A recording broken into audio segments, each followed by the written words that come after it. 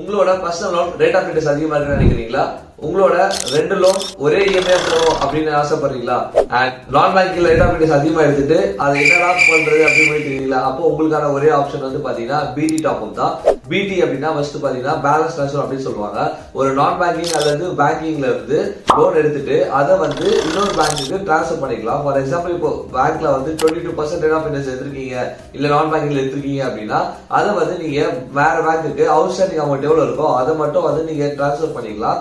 அப்படி பண்ணும்போது உங்களுக்கு 6 to 8% மேல வந்து கம்மியா கிடைக்கும் உங்களுக்கு. இது இல்லாம வந்து பாத்தீங்கன்னா வந்து அதை எதை வச்சு எலிஜிபிள் பார்ப்பாங்க அப்படின்னா உங்களோட சேலரி, உங்களோட கம்பெனி கேட்டகரி அண்ட் சிபில், இந்த மூணு பேஸ் பண்ணி பார்ப்பாங்க. டாப் அப் வந்து பாத்தீங்கன்னா வந்து உங்களோட எலிஜிபிலிட்டி, சேலரி எலிஜிபிலிட்டி, எக்ஸிஸ்டிங் எவ்வளவு கட்டிருக்கீங்க அண்ட் ஃபாயர், இது எல்லாமே கால்குலேட் பண்ணி உங்களுக்கு டாப் அப் அடிஷனலா கொடுப்பாங்க. இந்த ஃபாயர் அப்படின்றத பத்தி தெரிஞ்சுக்கணும் அப்படின்னு வச்சீங்கன்னா கீழே கமெண்ட் பண்ணுங்க. தேங்க்யூ ஃபார் வாட்சிங் திஸ் வீடியோ.